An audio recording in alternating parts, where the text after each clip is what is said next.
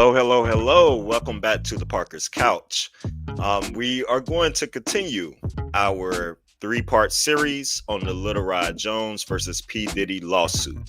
We covered the first 25 pages on the first video. This is part two. We're going to go through about the next 25 or so pages where we're going to get more into the Rico situations that's going on, which looks like what led to the raids and everything happening as more information and stuff was being collected in the various lawsuits against P Diddy. And this is just the most recent one that had everybody talking that we are going through at this moment. Before we jump in, if this is your first time, make sure you hit that subscribe button, like, follow, do all the things. If you're on TikTok or if you're on YouTube, make sure you comment as you go along, add any of your commentary, things of that nature, and continue to follow the Parker's Couch. Our podcast episode for this week is out. It's an interview with my talented and beautiful cousin Valencia Parker, who's a screenwriter for All the Queen's Men. And we are both Bravo lovers, her, my brother, and I. And myself. So we got into a great Bravo discussion for the first part of it. And then we get into screenwriting and writing for TV. And there's a lot of good advice in there. If you're interested in writing for TV, if you like All the Queen's Men or any of these shows, or you just want to figure out her journey, it's really cool and incredible to hear, and some things I even learned from my cousin. So definitely tune into the podcast. It's on all platforms. If you listen to podcasts on Spotify, Apple TV, Amazon, whatever it is, you should be able to find it at the Parker's Couch. So thank you for your continued support. And also one last bit of house cleaning. My TikTok videos that I did post on the series, a couple of them came back flagged, and I think it's because of the pictures. As you know, I'm including the pictures that are in the lawsuit as we talk about the different areas. And I think that may have violated some of the community guidelines or something, because some of them are a little risque. So for the TikTok ones, I'm not going to post pictures, and I'm going to repost the first part of the series on TikTok as well. So it would just be me talking. Unfortunately, you won't have the visuals to go along then if you're on TikTok. But if you're on YouTube, you'll have the visuals to go along with it as well. All right, so let's go ahead and get it going and get started here and jump into the next part of the lawsuit. Where we left off was everything with Mr. Muhammad, that seems to be the man in charge for Mr. P. Diddy, who strikes fear in people and things, and who he uses to get things done, who's his head of security. So any situation you're in, he's always saying, call on Mr. Muhammad and you will be fine. He's going to make sure you are taken care of. He's in there with the LAPD and all those things. So you could go back, and that's where we ended the last one. So we're going to pick up this one where it gets into the next round of defendants with Ethiopia Haberdashery, Lucian Charles Grange, Motown Records, Love Records, and Universal Music Group. And the first charge is that they aided and abetted and profited off of Sean Combs' Rico enterprise. So the lawsuit goes, Mr. Jones recalls seeing defendant Grange visiting Mr. Combs' home in Miami, Florida, and Los Angeles, California. And according to Mr. Jones, whenever defendant Grange visited Mr. Combs at his homes, it would be in the evening, and he and Mr. Combs would disappear for hours in Mr. Combs' bedroom. Now, I don't know if he's supposed to be insinuating they were in there doing the things, they were plotting, who knows? All right, but they were in there for hours. Defendant Grange sponsored and attended several Love album listening parties at Mr. Combs' home in Los Angeles, California. These parties are sponsored by defendants Motown Records, Love Records, and Universal Music Group. And as evidence above that we talked about previously, These parties, in the first part, these parties had sex workers and underage girls present. So during these parties, defendant Grange knew or should have known that Mr. Combs was drugging the attendees through lace bottles of De Leon tequila and Ciroc vodka. It's no secret that Mr. Combs had specific bottles of alcohol designated for females and other bottles designated for his staff, his artists, and himself. This fact was detailed by former artists and bodyguards of Mr. Combs. We've all seen those allegations out there that people have been making. As the sponsor of these events, Defendant Grange had a duty and obligation to ensure that sex workers and underage girls were not present, and that Mr. Combs was not spiking the alcohol with date rape drugs. So on the YouTube channel, The Art of Dialogue, former bodyguard Gene Deal exposed Mr. Combs' pill mixing method using spiked cranberry juice and orange juice. And according to Mr. Deal, Mr. Combs would place ecstasy and other date rape drugs in the juices.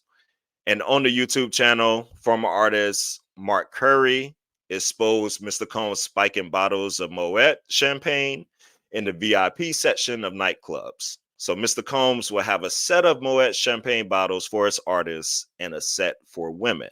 So he always separated these, and the ones for women, you get, and the other people involved, those were supposedly quote unquote spiked.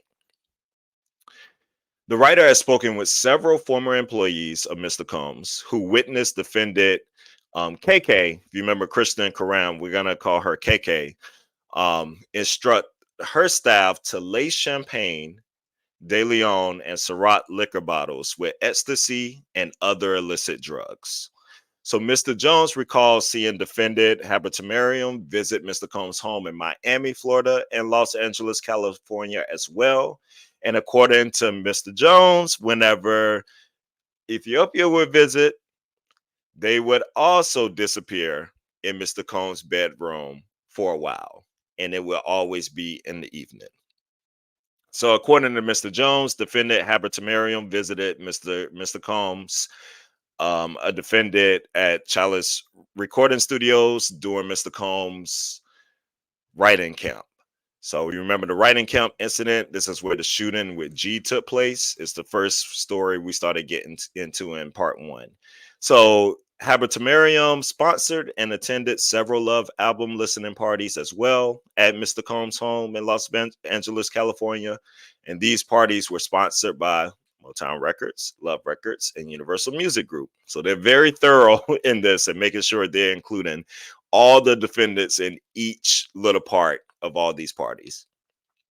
And it also states how they also had sex workers and underage girls at the parties sponsored by her. So during these parties, Habertamarium knew or should have known that Mr. Combs was drugging the attendees through lace bottles of De Leon tequila and Ciroc vodka. And as a sponsor of these events, she had a duty and obligation to ensure that sex workers and underage girls were not present and that Mr. Combs was not spiking the alcohol with date rape drugs. So these first set gets into just really the main deal of all the stuff going on at these parties that you hear about, the underage girls, the spiking of the drinks, the disappearing in bedrooms.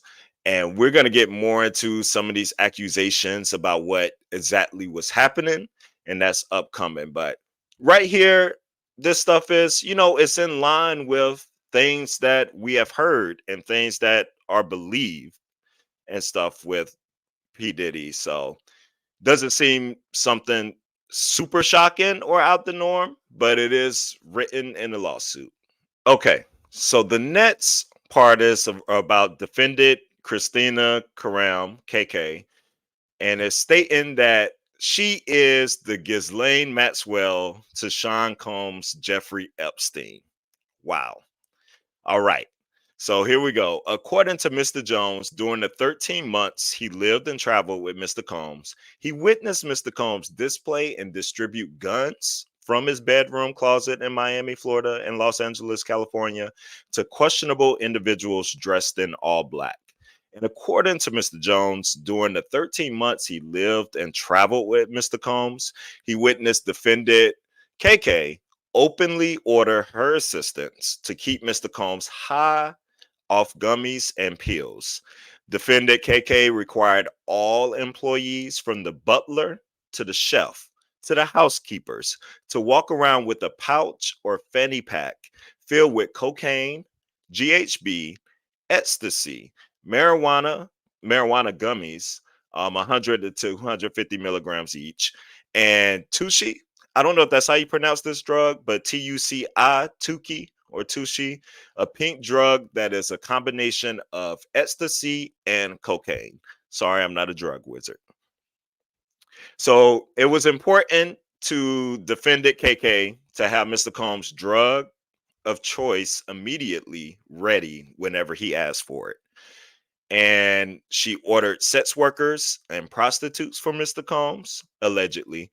She also allegedly ordered and distributed ecstasy, cocaine, GHB, ketamine, marijuana, and mushrooms to Mr. Combs and his celebrity guests who were present on his rented yacht and in his homes and in LA, New York City, and Miami.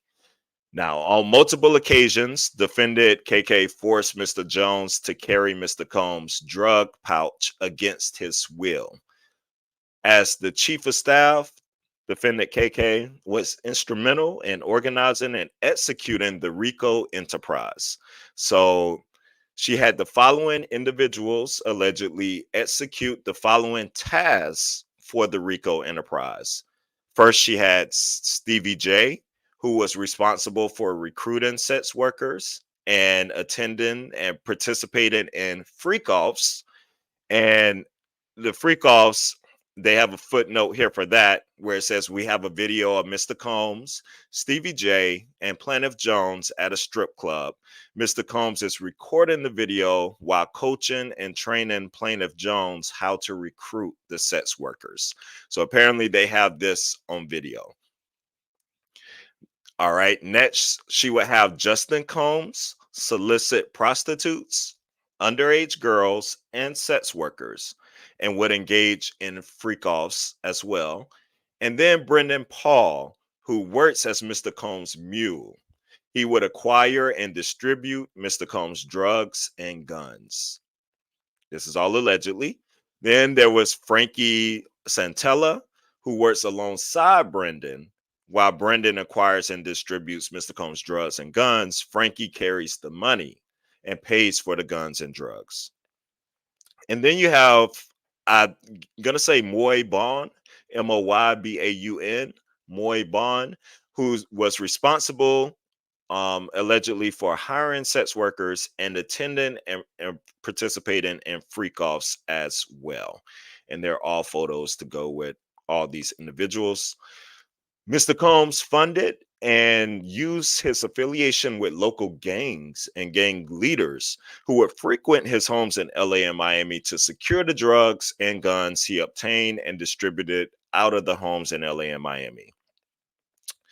The defendants executed their Rico enterprise with threats of violence, threatening to eat the plaintiff's face. If you remember that was in the first part. Wild. Like we got some Mike Tyson action going on.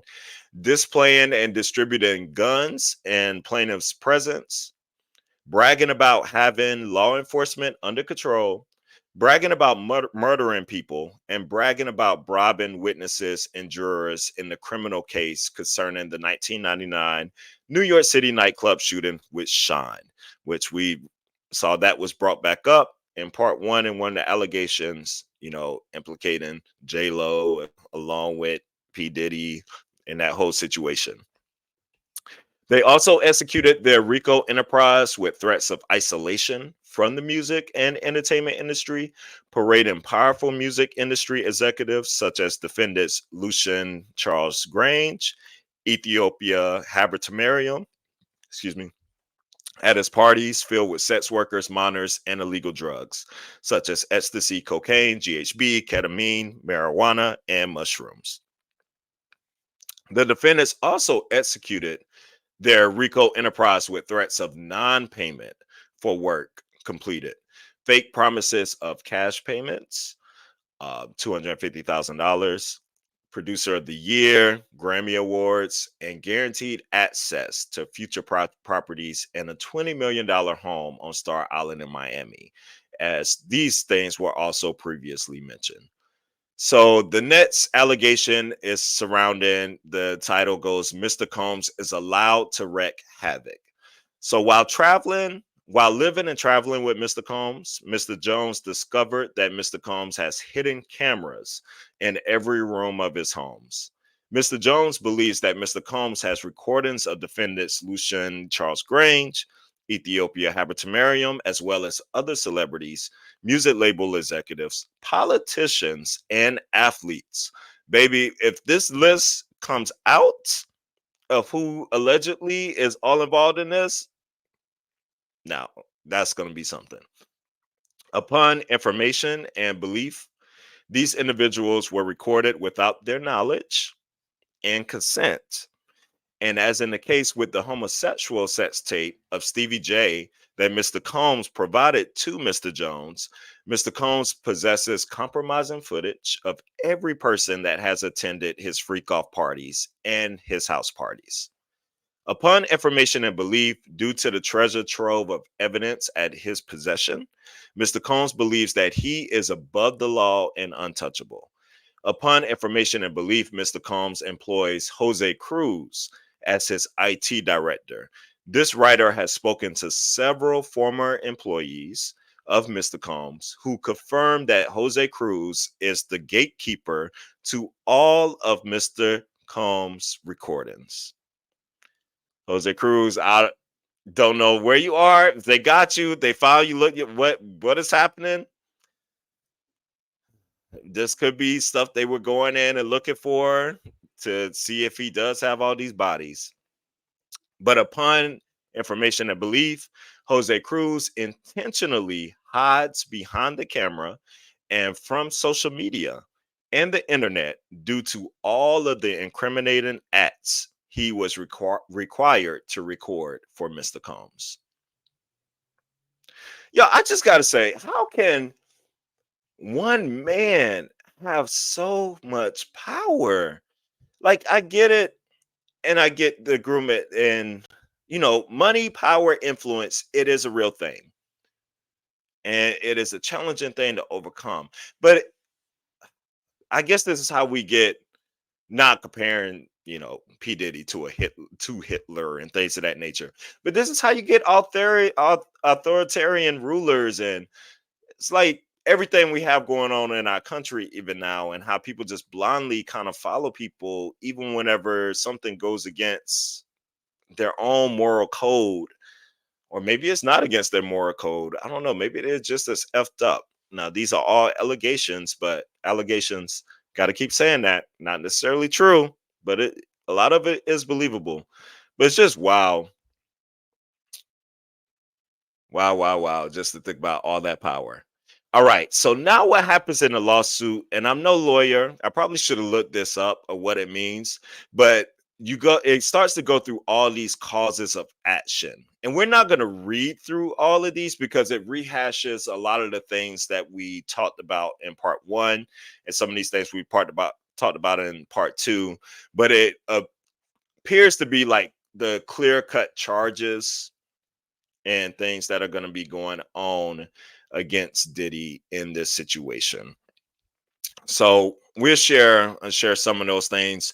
The first cause of action, it says conduct and participate in a Rico enterprise through a pattern of racketeering activity, violation of Racketeer Influence and Corrupt Organization Act, codified at 8, and then we go into some legal stuff. And this charge is all against all of the defendants: Lucian Charles Grange, Ethiopian Habertamarium, Sean Combs, Justin Combs, KK, um, Combs Global, Motown Records, Love Records, and Universal Group. And it basically just rehashes through everything we talked about and talks about how all these defendants are 100% liable for all these actions that took place. And we get into more the Rico things and the fraudulent situations, the intimidation, the bragging about having law enforcement under control. Back to some of the shooting, we get into the sex workers and the minors, the underage, and then the money or fake money involved and stuff. So all those charges are rehash that we talked about earlier. In the Sean case, they go in. If you remember, we mentioned Natanya Rubin and how she won the settlement outside of the court. Okay, sorry, you probably see a weird edit, and I'm in a different location. Started having some internet issues, so I just decided to change up. But let's go ahead and pick it back up where we are now with these racketeering and RICO charges. So we were talking about Natanya Rubin and that situation with Sean. So there's some new things brought up here and new pieces to this first cause of action that I'm going to share. But this part goes upon information and belief, this RICO enterprise has existed at least 20 years, dating back to 1999, nightclub shooting in New York City when Mr. Combs required his then girlfriend, Jennifer Lopez, to transport his illegal firearm into the New York City nightclub. Mr. Combs forced his then artist Sean to assume responsibility for the shooting of several individuals. Mr. Combs used his power, money, and influence to bribe jurors and witnesses, such as the friend of the shooting victim, Natanya Rubin, who reported to law enforcement that she saw Mr. Combs and not Sean pull the trigger and shoot her friend in the face. Natanya Rubin later testified at Mr. Combs' criminal trial that she was tying her shoe and may not have seen who shot the gun. She later confessed that Mr. Combs paid her. The RICO enterprise continued throughout the years, including during Mr. Combs' 10-year relationship with his girlfriend, Cassie Ventura. According to Ms. Ventura's civil complaint, this RICO enterprise continued in her relationship with Mr. Combs whenever he forced her to carry his gun in her purse, forced her to engage in unwanted sexual acts with male prostitutes, sex workers, forced her to consume dangerous amounts of ecstasy, cocaine, GHB, ketamine, marijuana, and alcohol, and paying a member of his security team $5,000 to blow up the vehicle of Kid Cudi, because he was jealous and insecure of their relationship. So they go into some new details there with the RICO kind of enterprise charges. And there are also some new racketeering charges that are brought up that I'm going to share with you as well.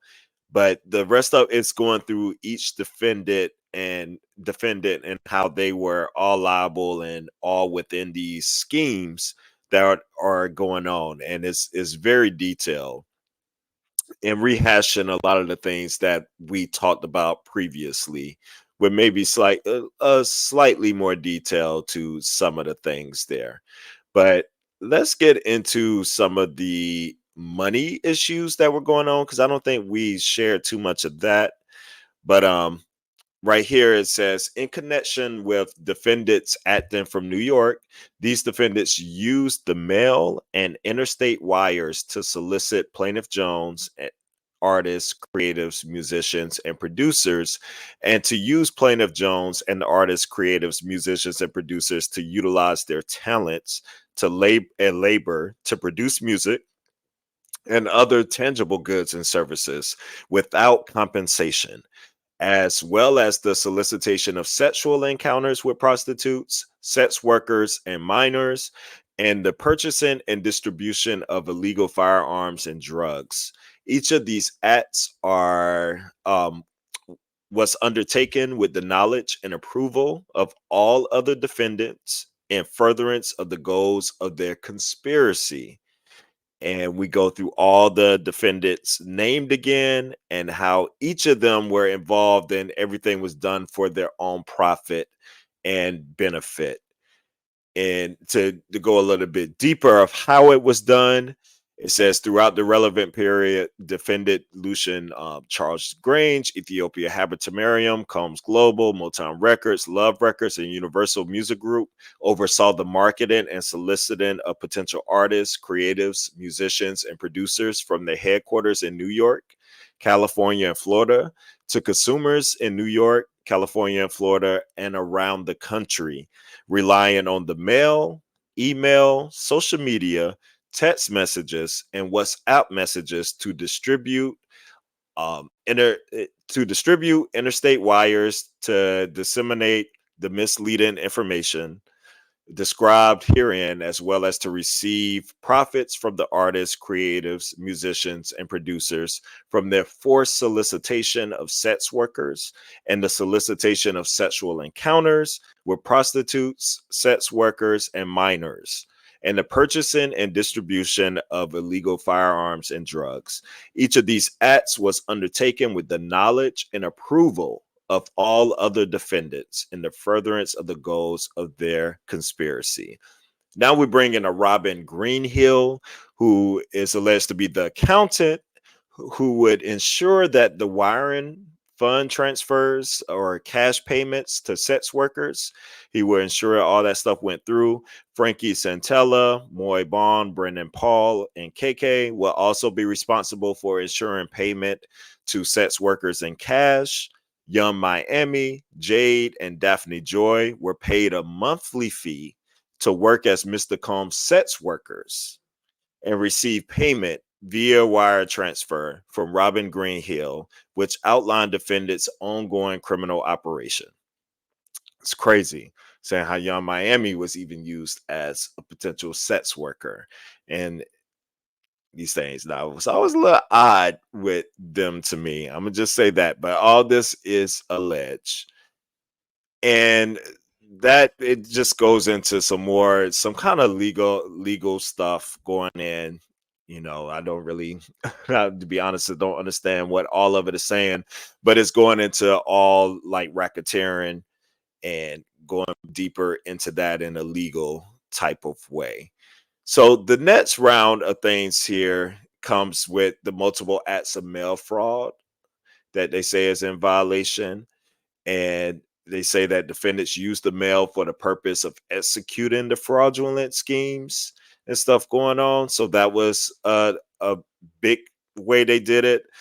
The in furtherance and the purpose of executing the above described fraudulent and illegal course of conduct and scheme to defraud defendants, either individually or in combination with themselves, used and caused to be used the U.S. mail by both placing and causing to be placed cash, letters, marketing materials, advertisements, agreements, and other matters and dispositories, and by removing or causing to be removed letters and other mailable matters from dispositories in violation with mail fraud statutes. Then they go into multiple acts of wire fraud and they start breaking down the wire fraud and how that was done. So defendants voluntarily and intentionally devised and participated in the scheme to defraud plaintiff out of money in reliance on the mail. Defendants committed these acts with the intent to defraud plaintiff Jones and the artists, creatives, musicians, and producers. Specifically, defendants agreed to each of the acts of wire fraud described throughout this complaint. In addition, defendants agreed to rely on interstate wires to disseminate funds, to submit payments to sex workers and prostitutes, as well as to transfer payment for distribution and procurement of drugs and guns. So they say that the defendants illegally acquired wire transfers, money transfers, credit cards, and bank cards via search engines and other online platforms to further their collective goals of furthering their Rico enterprise. Defendants knew that these online purchases were illegally made. So they have a big grand scheme, and they say it goes on for years. They say these charges go on back about 20 years that P. Diddy was allegedly running this Rico enterprise that seems to be a well-oiled machine by the way that is described. So then the next cause of action, the second cause of action, what involves sexual assault and sexual harassment. And this is purely against P. Diddy. So Mr. Jones incorporates by reference all preceding paragraphs and re-alleges them as if set forth and fully herein. So he's just he's re-alleging these allegations. And we'll refresh you on some of these right here. The claims go that Mr. Combs forcibly touched and attempted and or threatened to touch plaintiff's intimate areas and or touch plaintiff with his own intimate body parts. Mr. Combs violently gripped and palmed Mr. Jones' anus and crotch without consent. Mr. Combs forced Mr. Jones to work in Mr. Combs' bathroom and watch Mr. Combs as he showered. Mr. Combs forced Mr. Jones to work in the studio while Mr. Combs stripped naked to get his body massage. Mr. Combs forced Mr. Jones to work with Mr. Combs while he walked around naked. And as a result, Mr. Combs' conduct, the plaintiff has suffered and continues to suffer harm, including physical injury, severe emotional distress, humiliation, anxiety, and other consequential damages for which he is entitled to an award of monetary damages and other reliefs. So they about to hit him in the pockets with these allegations right there. The third cause of action is entitled California's Bystander Negligent Infliction of Emotional Distress. Now, this is against P. Diddy and Justin Combs right here. And this claim against the both of them is closely related to the injury victim, is present. So the bystander things, we go, well, I won't get into that part. That gets into some legal things that might get confusing, but this all goes back to the Mr. G situation with the shooting, whatever happened in the bathroom, them telling P. Diddy telling Mr. Jones to lie about how he was shot and all these things. So it goes into a little bit more detail there with Mr. G and how that traumatized Mr. Jones, has given him insomnia, PTSD, severe anxiety and depression, and all those things. So we get more into the Mr. G there. The fourth cause of action is sexual assault, and this is against Jane Doe number 1, and that's Young Miami's cousin. If you remember from part 1, this is where he alleged on Thanksgiving Day in 2022 how P. Diddy told her to go in the bathroom after him, and she was trying to suck his penis, and then she was forcibly trying to have sex with him in front of everyone out there. So we get more into that right there with Jane Doe victim 1. Fifth cause of action reads premises liability for the sexual assault committed by Jane Doe number 1. So once again, and this is against P. Diddy regarding Young Miami's cousin, where we said there like he believes that P. Diddy was behind all this stuff happening, and given that Jane Doe number 1 the kind of step-by-step process of what she needs to do, because he had this dominion and control over everyone. You know, P. Diddy was just having the people do what he wanted them to do. The sixth cause of action reads premises liability for the sexual assault committed by Cuba Gooding Jr., and this is also against P. Diddy. You remember the Cuba Gooding Jr. situation we covered in part 1 on the yacht, where Mr. Combs was present while Mr. Jones was being assaulted by Cuba Gooding Jr. Says Mr. Jones was legally on the premises as a guest and an invitee of Mr. Combs. Cuba Gooding Jr. was legally on the premises as a guest and an invitee of Mr. Combs. But Mr. Combs had dominion and control over the actions of Cuba Gooding Jr. and failed to step in and stop Cuba Gooding Jr. from sexually assaulting Mr. Jones. So we get into that. It's interesting how this stuff is worded. And I just wonder, that's when I get into the things of the adult situation. It's like the part of your own agency mixed with that dominion and control. I just wonder how this stuff is going to be approached and argued in court. It's, it doesn't seem to be necessarily cut and dry, in my opinion, being able to prove some of these things. Like, but if it does happen on the premises of P. Diddy, and he's apparently all aware of these things, I could see how, you would have him at fault too as well. But maybe he is pulling the strings. Who knows? The seventh cause of action, this gets into the Trafficking and Victims Protection Act, where we know all the accusations that we went through at the parties, where there were all these underage girls and all these wild things and sex workers at the parties. And it involves all the defendants that are listed here. And they said that they were facilitating Mr. Combs' sexual abuse and sex trafficking's conspiracy to recruit, solicit, entice, coerce, harbor, transport, obtain, and provide Mr. Jones, as well as others whom were under the age of 17, into commercial sex acts through the means of force, threats of force, fraud, abusive processes, and coercion. So this is some very serious stuff right here going on, and you can see why the home was raided and stuff whenever we get into these trafficking kind of ideas and what's happening there. And it's saying that all the defendants here, that they knowingly participated in sex trafficking and furthered Combs' sex trafficking venture. So the concrete steps constituted taking part in the sex trafficking venture, and they were necessary for its success. The concrete steps constituted active engagement by all of the defendants to keep this going on, this sex trafficking. Very, very, very, very serious claims here.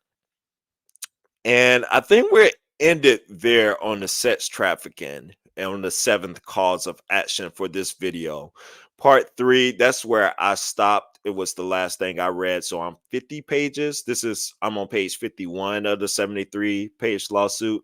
So tomorrow's video will be part three, where we'll go through the other cause of actions that are here. And maybe I'll look up the exact legal meaning of what that means, but it seems to be the exact charges that are being put up against P. Diddy here, and going more into detail on those things in some regard. So hopefully that fills you in with some information. Hopefully none of that was confusing and you were able to follow along. I just It blows my mind. So we got a lot of things out here too, with a lot of the conspiracies about the raid and what it's about. And no, they're just going in there to cover up, who's really in charge, who's really behind everything, yada, yada, yada. This lawsuit is clearly saying who is alleged to be behind the mastermind in a lot of these things. So I know we wanted to be some big old boogeyman somewhere else, and there might be. And I'm not saying these people are necessarily wrong, but I hate when this stuff is presented as absolute fact. When you have the Candace Owens of the world and the rest of everybody on the conspiracy theory train that are just going on about, oh, we know what's really happening. No, you don't. None of us know. So I'm not, we can put our theories. You can theorize of what you believe, but nobody knows 100% fact. I mean, for all we know, this is true, and P. Diddy is the mastermind behind it all, and has had years and years and years to gain that control. Or there could be some other mastermind, because I guess you got to think, where did P. Diddy learn this from? If he is in fact guilty of these things, he had to be taught some kind of way or had to witness something. So what does that look like? But at some point, you become powerful and you become a ringleader. I mean, don't we see this in mafia movies and drugs, all stuff all the time? You end up replacing somebody at the top. But it's levels to these things, and there are places to go. And, a lot of people in the sex trafficking, it's hard to pinpoint one person. But if you could get one person that's instrumental in doing this, if it's true, allegedly, get them off the street. And I don't want to hear nobody talking about coming for no black man and all this stuff. No, if you're doing wrong, you're doing the dirt, you deserve to go down, because this stuff is disgusting and sickening. So if true, go down. I don't care what great music you made. I don't care anything about the culture and yada. Nope. Life is bigger than music. Life is bigger than entertainment. Life is bigger than sports. Life is bigger than all this stuff. We just got to get out of this glorification of people. Like, I understand having, and I love people. Like, there are certain celebrities or certain artists that I adore and I respect tremendously. But nothing is going to make me think this is okay just because I like who you are as an artist. I think we have to get past that, and it's okay. And, we can do it. All right. That's all I got for you on the couch today. So please join for the last round of this lawsuit, and let's continue these calls of actions and, just get the information out there. Make sure you like, subscribe, follow, do all the things. Listen to the podcast as it's growing and growing and growing, and I'm enjoying doing it along with my brothers as well. We'll probably do a special podcast this week too, regarding, because it's the big game tonight with LSU and Iowa. So we definitely will want to get into some of the NCAA tournament talk and stuff too as well. We do all the things. All right. See y'all later.